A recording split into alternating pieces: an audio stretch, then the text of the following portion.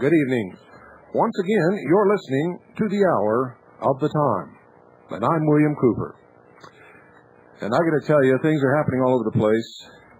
We have tons of information on the Oklahoma bombing that still we are not ready to broadcast yet, nor are we ready to publish it.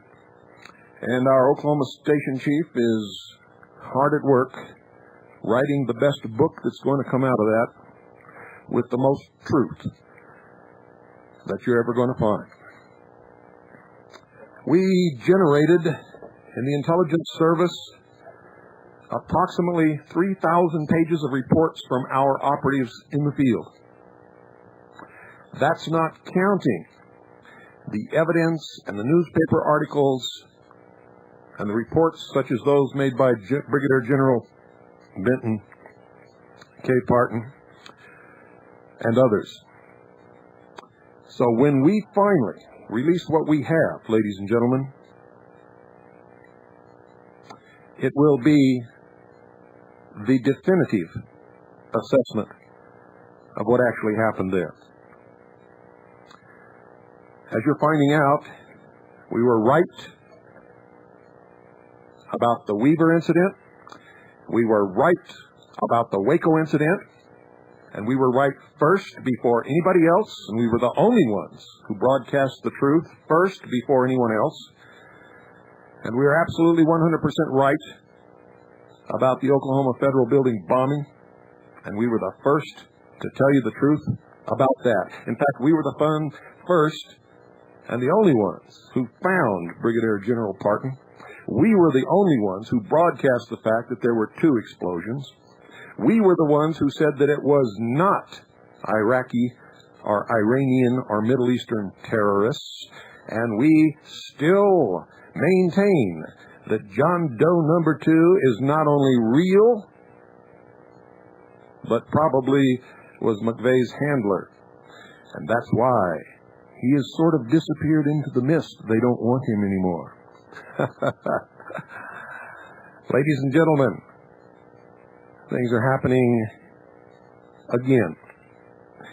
In Canada, incredible things are happening. There may be 3 potential Wacos going on at this moment as we speak in Canada.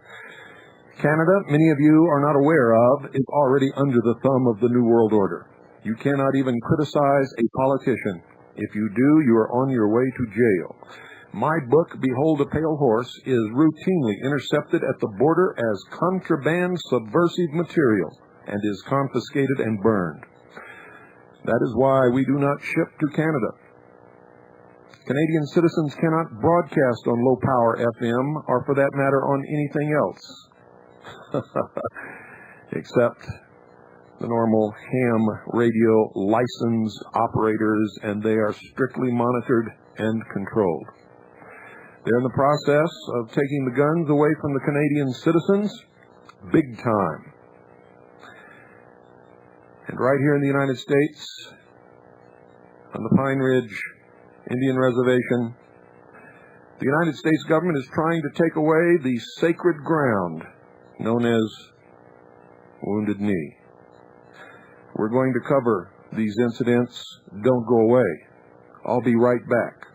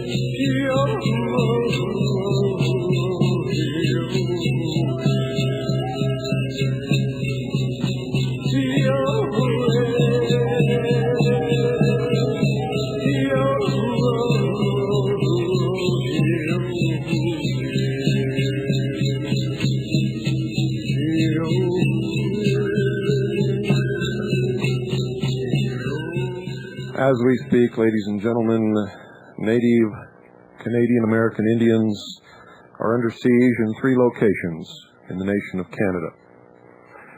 3 areas of Canada, ladies and gentlemen. 3 areas occupied legitimately and legally by Canadian Native American Indians are surrounded and under siege by Canadian mounted police and military, including armored personnel carriers, and you know the rest. The 3 areas are British Columbia in the Gustafson area. An armed standoff is in progress. In Ontario, there are incidental shootings taking place right now.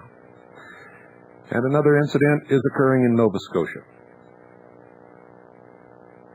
We have confirmed that shootings are taking place, that Indians are being killed and wounded. Indians are surrounded in places. There is a news blackout. The Canadian government is denying everything so that the world community does not know what is happening. Now, I said a long, long time ago, and I wrote it in my book, that the Indians are going to lose their land. You see, when they thought they were giving the Indians the worst areas to live on in the nation, they were actually giving them the land that had the most natural resources underneath the ground. And now they want it back. It's not only happening in Canada, ladies and gentlemen. There are things going on in this country which I will cover later in the second half of this broadcast. When people are dying, they come first in my book.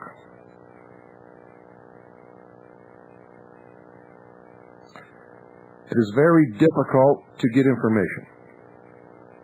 The first indication that anything was happening came to us through our computer email system over the internet from residents and Indians who live in Canada.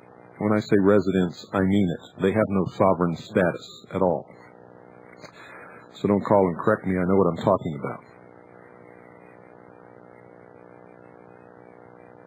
Escalation, death, and widespread violence is extremely possible all across Canada. And if so, it could spread to Mexican Indians and United States Indians at various sites. The British Columbian situation already in the Gustafson Lake area is another Waco. It's already happening. And it is waiting to explode with the same type of ending. These incidents involve land rights, ladies and gentlemen, sacred burial grounds,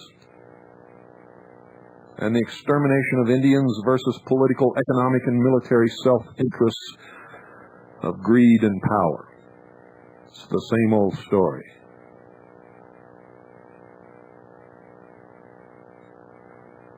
Your help is needed.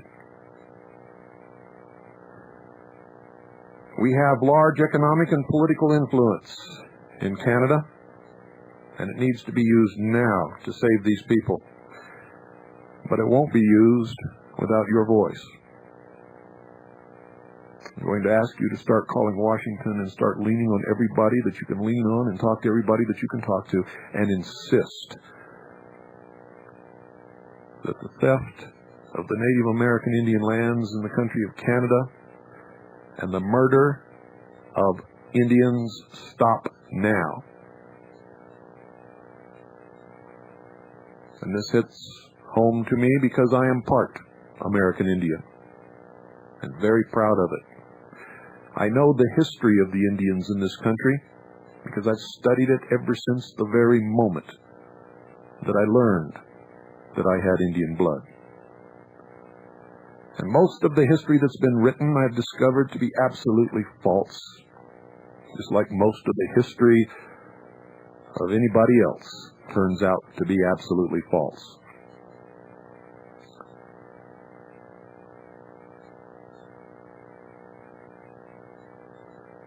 Something must be done, and it must be done now. All of us must learn that there is one race, and that is the human race. And anybody who thinks otherwise will soon be pitted against those of another color or another race who also believe as they do.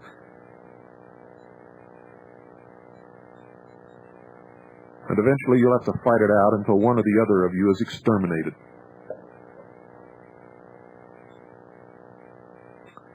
And I think that is absolutely pathetic.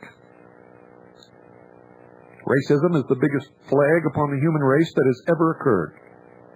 Greater than the bubonic plague or AIDS or anything else that has ever attacked the human animal.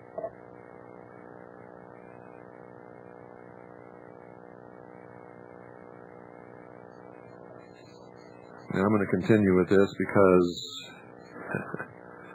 you need to know about it.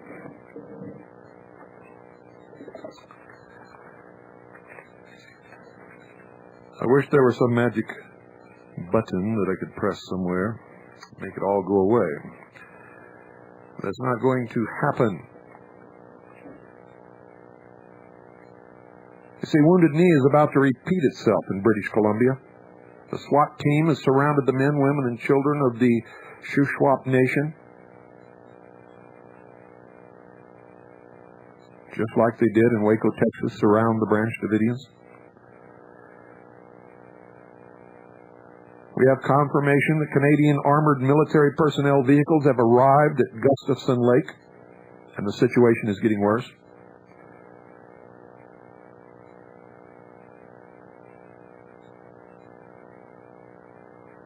Mediators have been denied access to the Royal Canadian Mounted Police, and the British Columbian Premier Mike Harcourt and the use of the Royal Canadian Mounted Police and 40-member SWAT team and now armored vehicles occupied by military personnel does not demonstrate, ladies and gentlemen, any commitment from Premier Harcourt or the Canadian government to seek any kind of a peaceful solution to the situation.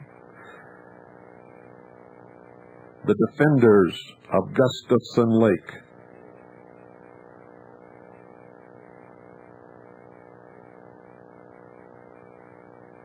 comprise both Shuswap elders, traditionalists, other native and non-native defenders. It began when the Shuswap faithkeeper was hosting a sacred Sundance ceremony at the Gustafson Lake site, and 15 armed non-native men showed up and told these Indians to get off the land and threatened to hang, quote, the red niggers, end quote. After these cowboys left, more members of the Shuswap Nation and other members of other native nations came to protect the elder. Since the elder and the other people at the Sundance grounds were threatened, it was decided as necessary to arm themselves in order to protect themselves.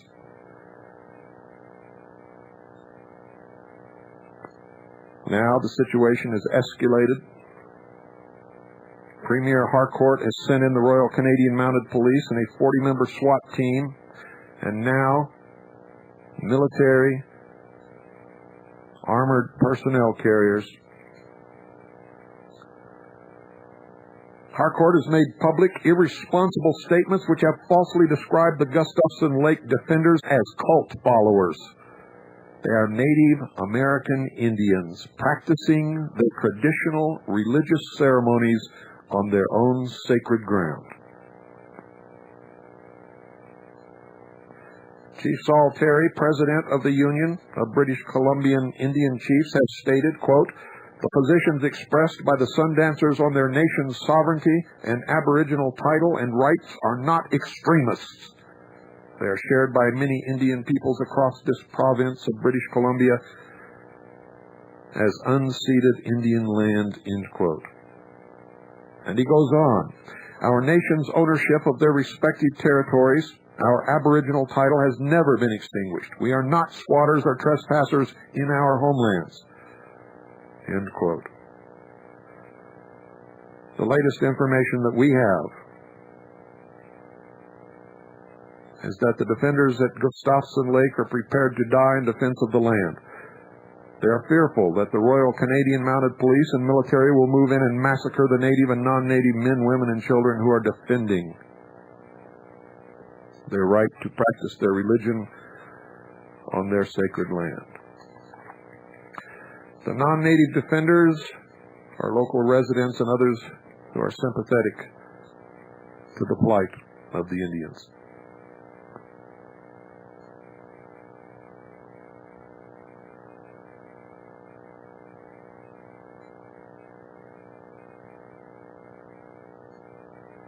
All of you should demand an inquiry. Demand that this stop. If we're not willing to allow another Waco within our borders, why should we allow one just across our northern border? And another situation is happening in eastern Canada. Last night, the Ontario Provincial Police opened fire on unarmed Ojibwe and other Native supporters that were refusing to end their occupation of Ipperwash Provincial Park, located near Sarnia, Ontario. The occupation was a peaceful effort resulting in military tactics.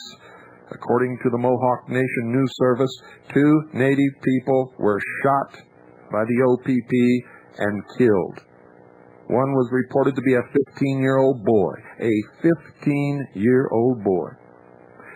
The occupation involves a burial site located next to historical land that belonged to the Stony Point Ojibwe peoples. The Stony Point Ojibwe were removed, ladies and gentlemen, by the Canadian government in 1942 to make room for a military base. No treaty, no agreement, just forcibly moved. The base was to be returned to the Ojibwe people. But guess what?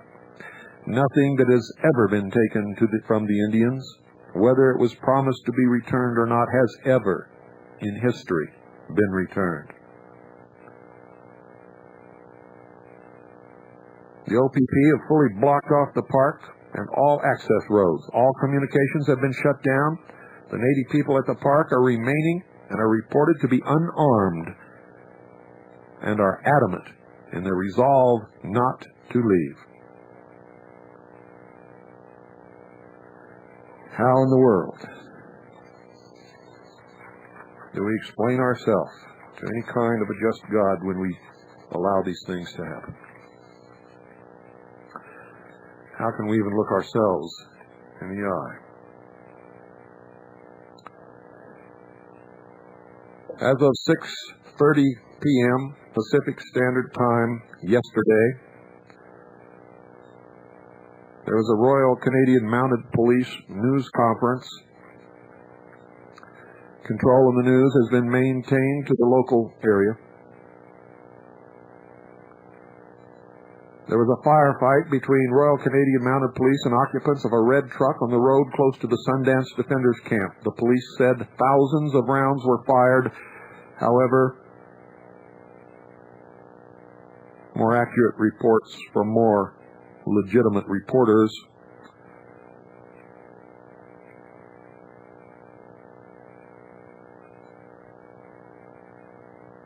tell us that there were only about 40 or 50 shots actually fired. Unfortunately, most of the reports we have are from the media who get their information from the police. The police are saying that a red truck was disabled, probably a landmine or some such device on the road just outside the camp. Several people fled the truck and were pursued by the police, who stopped when they were shot at. They returned fire, and they say they wounded 3. The police say that one of the casualties, a woman, was seriously hurt. They offered by radio phone to come into the camp to bring the wounded people out, and were told, in the words of the reporter, quote, "piss off," end quote. Sergeant Montague and I believe the second pronunciation is correct, Sergeant Montague of the Royal Canadian Mounted Police, proceeded to tell the media that one of the wounded men is an American with a criminal record and that there were several in the camp who were manipulating the situation. None of the people who have been in the camp as participants, visitors, or delegations have said anything to corroborate the police analysis. Indeed, Assembly of First Nations Chief Ovida Mercredi was very clear in his statements that the people in the camp were not criminals and deserved a hearing. In our experience with incidents of this type, the police are most probably lying. We won't know that probably for weeks, maybe even months. The police are blaming the Shuswap defenders for preventing a negotiated settlement. However, every time experienced negotiators and mediators attempt negotiation, they are refused access to anyone whatsoever. And it is also very curious, ladies and gentlemen, that almost every time a delegation appears to be making progress in that regard, a shooting incident takes place. Why? Why are the police close enough to the camp to encounter and exchange shots with the defenders? Why do police helicopters insist on being close enough to be shot at? Why don't they back off and let the elders and the leaders of the Shuswap Nation continue their talks? And contrary to police and government statements that they are attempting to reach a peaceful settlement, it is they, in every incident, who have pushed, harassed,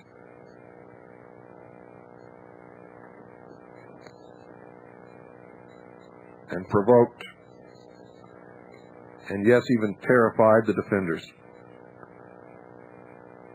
The police are extremely well armed, complete with bison armored vehicles and very mobile. The defenders are few in number and are trapped within the closing ring of police armaments.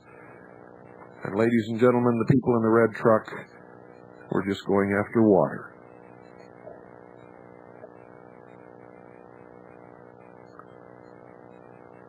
On day 24, Gustafson Lake siege, the bison hunting Indians. That's a switch. That's a reference to the armored vehicles of the police and the military. Access to wood and water is cut off. Police have refused to help mothers arrange appendectomy for a daughter who is in the camp and needs surgery. Shuswap mediation team efforts, Globe and Mail biased reporting, hundreds paying tribute to Dudley George, shot by Ontario Provincial Police, counsel for the defenders Bruce Clark in Supreme Court on Tuesday, and there's a call for an independent, impartial international forum, which I don't see any evidence will ever be forthcoming.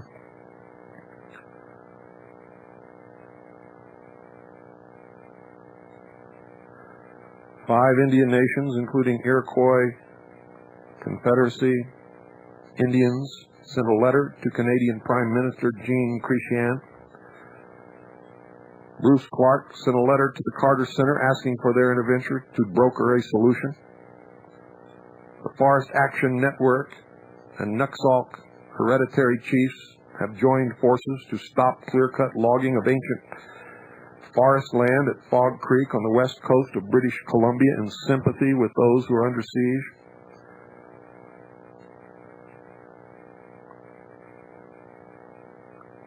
The Prime Minister of Canada and the Governor General have stopped all fax receipt on this issue.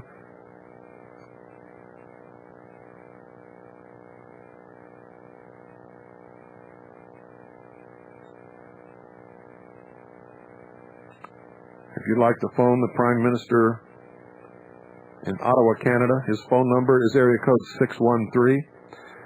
613-992-4211. That's 613-992-4211.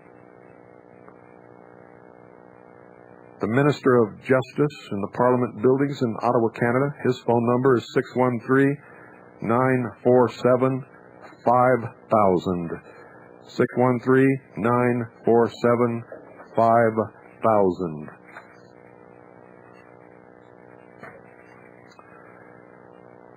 Now, ladies and gentlemen, this is not going to go away anytime soon. The Indians are adamant, and the police and the military are just as adamant.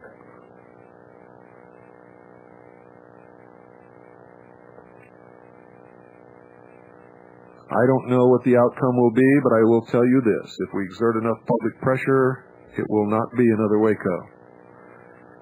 If we do not, the chances are that a lot of people will die. And I don't think there's any reason to allow that to happen. Nor do I think, as good, decent people, we should let it happen. A border is a line drawn on a map. These people are Americans just as sure as I am an American.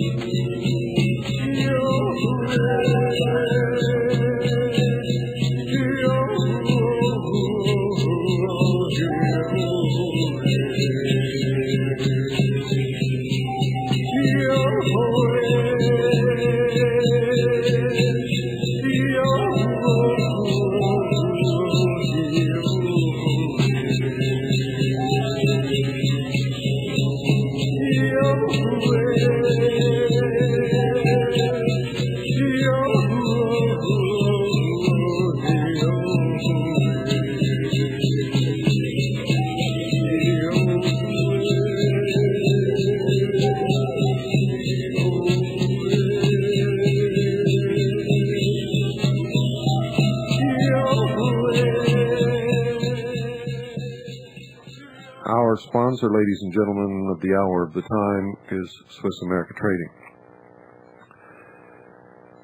These are people who are willing to talk to you about any method, any means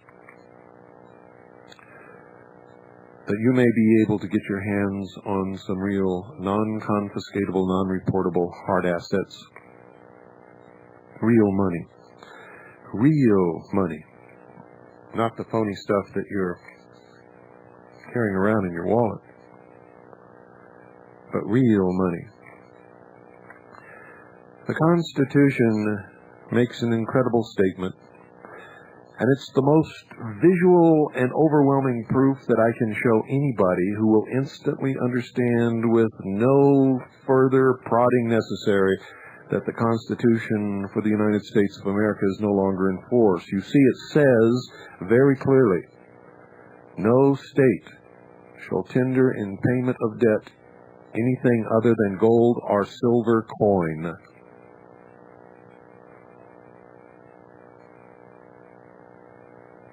It also names Congress as the responsible party for, quote, coin money. It doesn't say print money. It says coin money. The law, the United States Code, the statutes at large say that money is a specific weight in measurement and purity of silver coin. It doesn't say anything about printing paper or ink or printing presses or anything else. It says a specific weight in measurement and purity of silver coin or an equivalent value of gold coin. Now, let me say that again just in case you missed it. The basis, the foundation of our economy, the only legal money is silver coin, and it makes a provision that we can accept an equivalent value in gold coin. The unit of measurement, ladies and gentlemen, is not a thing. It is a unit of measurement, like an ounce measures milk, and it's called a dollar. So you can pull as many of those phony Federal Reserve note counterfeit crapo paper things out of your wallet that you want to that say $10 on them. And if you understand the law, you know that's a lie. Now, the law has never been changed, and the Constitution has never been changed. And if you're smart, you should be asking somebody why. And if you're not asking somebody why, you deserve the consequences of what's coming from this. No paper system has ever succeeded. All paper systems have always failed miserably.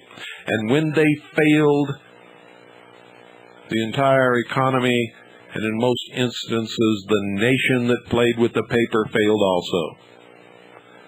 There's never been an incident in the history of the world where a hard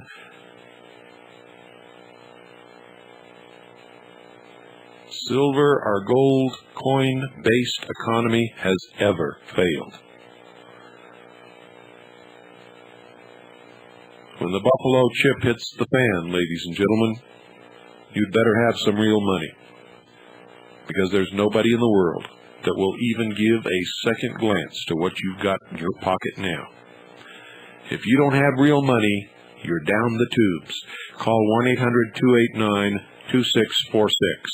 Tell them that you're a listener to the hour of the time, and you'll be given VIP treatment.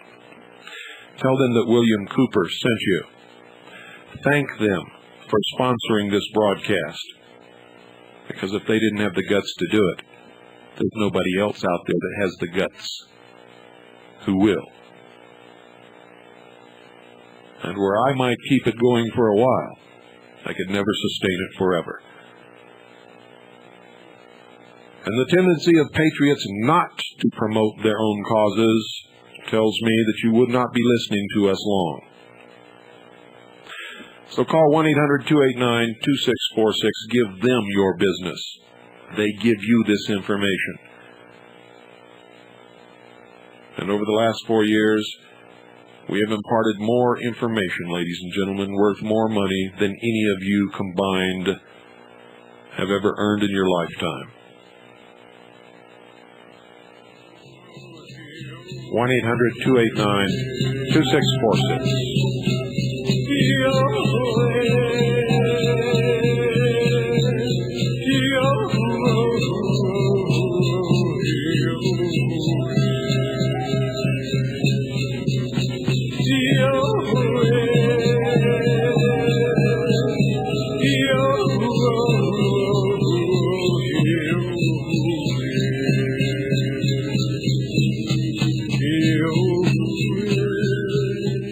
Now, lest you think this is not serious, let me read you this from the Haudenosaunee Longhouse, Kahanwaki Mohawk Territory, to Jean Chrétien, Prime Minister of Canada, Premier Mike Harcourt, British Columbia, Premier Mike Harris, Ontario, and I quote verbatim, "Be advised this date, September 7th, 1995, that any further violence committed against our sovereign Turtle Island brothers and sisters of the Shuswap Nation at Gustafson Lake, British Columbia, our Stoney Nation at Ipperwash Park, Ontario, will be answered in kind. Those directly and indirectly responsible for the murders of our brothers, one 15-year-old boy at Ipperwash, Ontario, will be identified and held accountable for their actions. Those directly and indirectly responsible for the beatings of our women and children at Ipperwash, Ontario, will be identified and held accountable for their actions. We have remained silent for some time now in the hopes that your governments could finally come to terms honorably with our rights to sovereign control of our lands and destiny. You have always said that all you need is just a little bit more time, as if 500 years is not enough.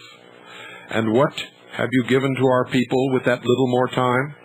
You have given to us more guns, more bullets, more violence, more threats, more empty fascist rhetoric about your law and order, all at the expense of justice for our people. Even your self-government package and policing agreements drip with venomous intentions you have towards our people and their sovereignty.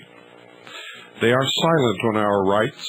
They scream out your intentions to extinguish us. They are Dr. Kevorkian's tools for assisted suicide that will kill us as surely as your guns and bullets. And so we remain silent no more.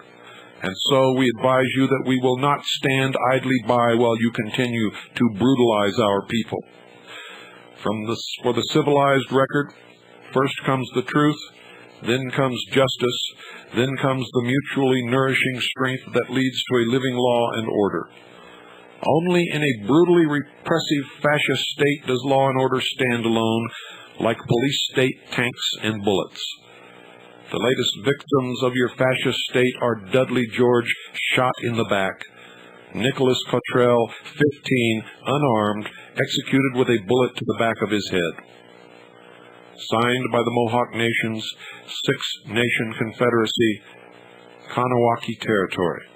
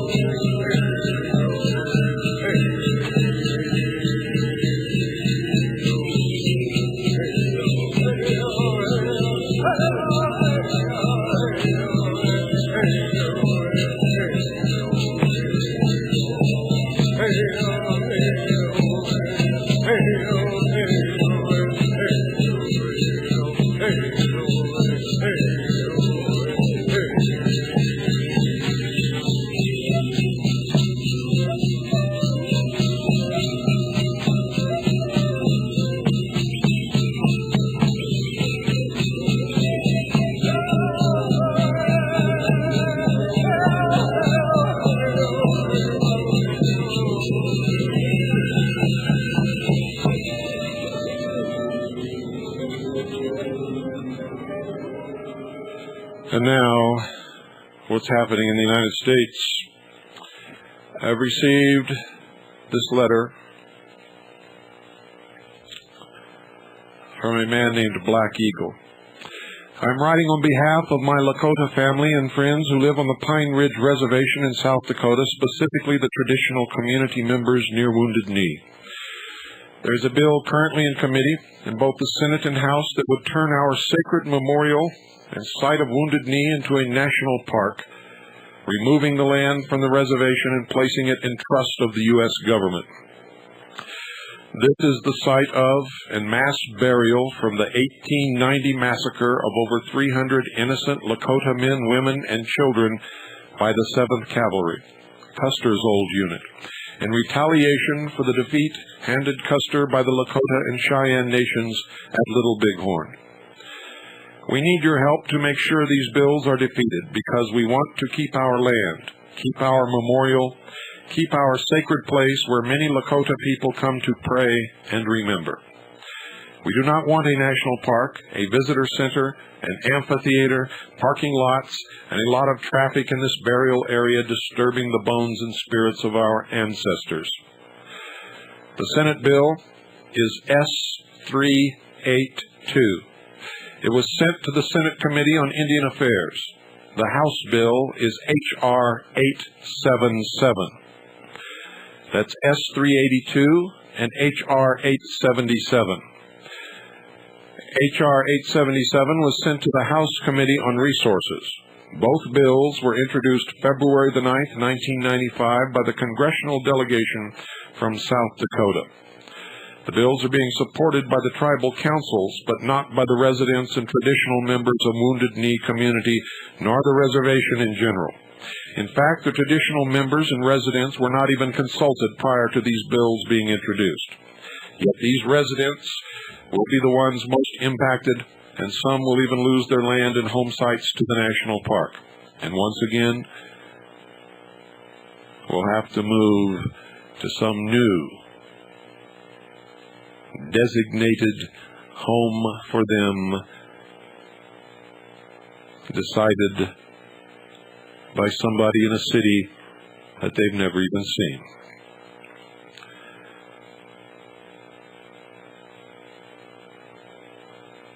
Please join your voice to ours. I can send you more information if you would like. And he gives the names and addresses of the Senate and House committee members, and he signs it Black Eagle.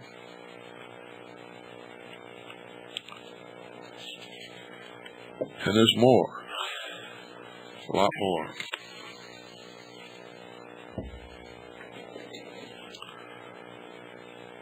Black Eagle also sends this, and it was written by Black Eagle and Gerald Ice. The Murder of the Wind of Peace, it's entitled. It was the 29th day of the moon of popping trees, December 1890. Peace was sleeping within the warm winter wind under the murderous eyes of Gatling and Hotchkiss guns, which were dug into the ridges above the Lakota encampment. Chief Spotted Elk, Bigfoot was the name soldiers gave him, flying the white flag of truce within his encampment, was dying from pneumonia. His people were dying from fear of the white soldiers who had come to take revenge for the defeat of their unit, the 7th Cavalry, at Little Bighorn in the moon when the chocacherries are ripe, June 1876. All the soldiers needed was the smallest excuse to begin the massacre. A single shot, according to a reporter on the scene, was fired from the soldiers, and with that the smallest excuse was manufactured. When the rain of ammunition ceased, over 300 Lakota people lay dead from gunfire, cannon fire, or manual butchering within the encampment and within adjacent ravines up to 2 miles away. The dead were Lakota men who had been disarmed before the weapons fire began. Women, many with babies in arms, are waiting to be born, and children. The soldiers walked away from their crime against humanity and left the dead where they lay. That night, the sky cried snow, and the warm winter wind of peace was supplanted by the cold winter wind of grief. For 4 days, the dead lay where they were, frozen into grotesque shapes of lifelessness. Finally, the soldiers came and loaded the dead like cordwood in wagons and hauled their loads to hastily dug mass graves where the dead were thrown in, the bodies of men, women, and children whose spirits walked the encampment and ravines wailing. The mass graves were filled and the soldiers left. 18 Congressional Medals of Honor for bravery were awarded to the soldiers who participated in that heinous murder against a people who had been disarmed and did not even fight back. They were given these medals for their parts in fighting the allegedly hostile war parties attacking them that day. The spirits of the slain continue their walking and wailing. Red willow in great profusion, grown from the blood of all those who fell along the banks of the creek that day, still grows thickly along Wounded Knee Creek. Peace never again slept within the winds that blew along Wounded Knee Creek. The massacre of Wounded Knee became a symbol for my people, the Lakota Nation, of the lies and deceit of the Great White Father in Washington and the United States government. Their words of encouragement and promises of help and peace were seen for the malevolent intent hidden behind the facade. As more and more land promised to us forever was taken away on the whims of Congress, our place to live became smaller and our pain and confusion grew. The mass graves at Wounded Knee became a symbol to us to never forget and never to trust again. The voices of our slain relatives can still be heard, crying out from soil, the waters, the air, and we vow time and time again to never forget, to be strong, to help our nation heal, and to live well again. Now the United States government wants to take from us 1,800 acres, including lands and all mineral rights, water rights, easements, permanent structures, and fixtures on such land, to turn our sacred site, the burial grounds, and the historic landscape of Wounded Knee into a national park. The government claims that it wants to do this so that it can express its commitment to acknowledge and learn from our history, including the Wounded Knee Massacre, in order to provide a proper foundation for building an ever more humane, enlightened, and just society for the future. Quoted from the enabling legislation. And I, William Cooper, say if that's what they say in the enabling legislation, then no one has ever learned anything from history. To do so, the U.S. government wants to remove and relocate any individuals and families living within that 1,800 acres and restore the landscape to the government's vision of 1890 historical conditions. Any buildings and fixtures currently within the 1,800 acres that are not found to coincide with that vision will be destroyed. The government also wants to build a visitor's center, an amphitheater, roads and trails, and to relocate the 3 main roads that intersect at the current Wounded Knee Memorial and 1 mass grave site. These activities are wholly inappropriate for a cemetery and burial site that will disturb the spirits of the people buried there. The enabling legislation to create the national park was introduced simultaneously to both the United States Senate and United States House of Representatives on February the 9th, 1995, by the congressional delegation from South Dakota. After introduction, the Senate Bill S-382 was referred to the Senate Committee on Indian Affairs, where it remains at this time. Similarly, the House Bill, H.R. 877, was referred to the House Committee on Resources.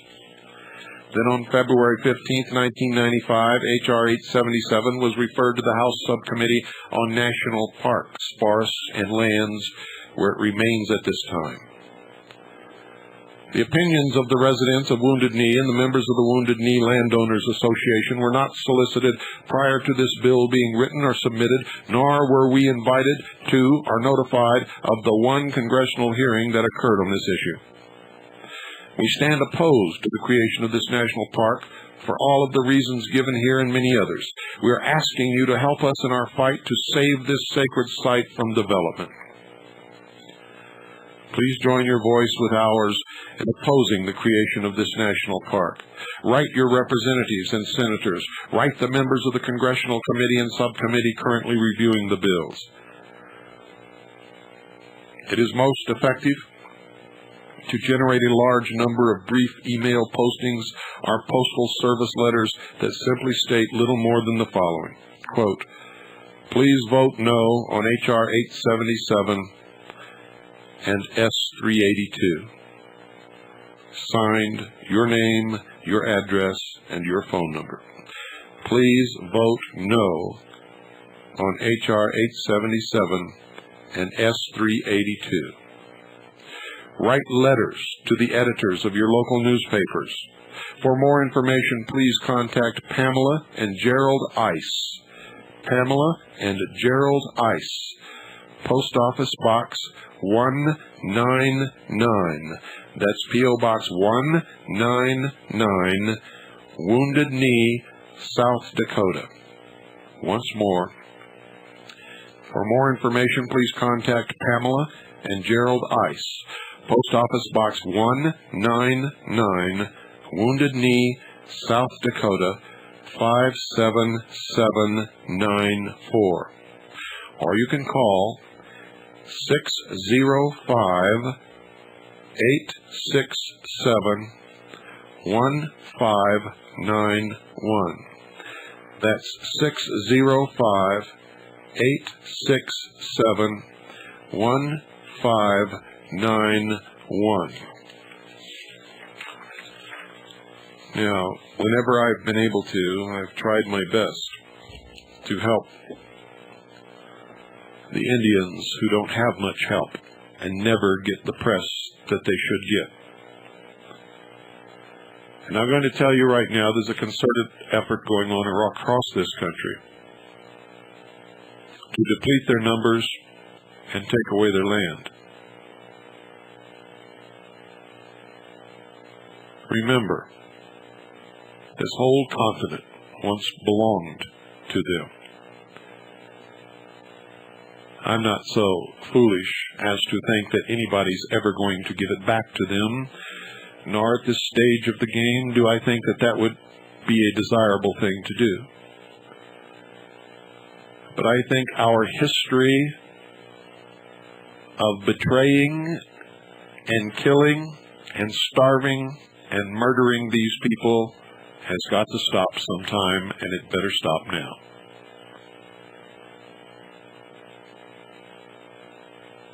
Haven't we stolen enough from them? Let them have what they have. Leave them alone.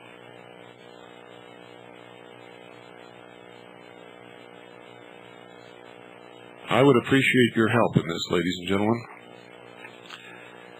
Not too long ago at Pine Ridge, the United States government told those people that they had to have all their children vaccinated in a blind test for hepatitis A and hepatitis B. When I heard that, I went through the roof, because all the testing that has ever needed to be done was done on hepatitis A and B vaccine years and years ago. The only reason to con these people into accepting such a test is if they were going to give them something else in that vaccine. And so I communicated with the people at the Pine Ridge Indian Reservation, and I sent them copies of my book, and I told them to read specifically the chapters concerning population control. And they refused to allow their children to be vaccinated in the blind test. And they survived that attempt. In another incident just not too far away in the state of New Mexico, Indians came to me and told me that people were getting sick on their reservation and their hair was falling out. When they told me their hair was falling out, I knew that they had radiation sickness, but the government and the local officials denied it. We sent intelligence service members to the reservation to look for possible sources of radiation, and they took Geiger counters with them. They found shallow metal dishes in the streams. In the center was welded a very small diameter rod which stuck up just above the water. When they pulled these rods up, they saw that the metal dish contained small round pellets which caused the needle on the Geiger counters to jump right off the scale. So I know exactly what I'm talking about, ladies and gentlemen. We showed the Indians what to look for, and they eliminated these things from their property and buried them very deep. No help could be had from any official person whatsoever. Think about these things, and think about the world that you want to leave for your children, and then get up off your butts and do something with me and everybody else who really cares about the human race, the only race that there is to care about. Good night, and God bless you all.